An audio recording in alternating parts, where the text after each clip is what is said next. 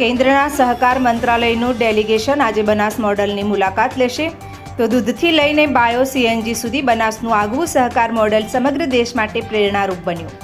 આવતીકાલે દેશના ગૃહ અને સહકાર મંત્રી અમિત શાહ વાવ થરાદ જિલ્લાના સણાદર ખાતેથી શરૂ કરીને વાવ થરાદ અને બનાસકાંઠા જિલ્લાના અલગ અલગ સ્થળોએ બનાસ મોડલની કરશે મુલાકાત.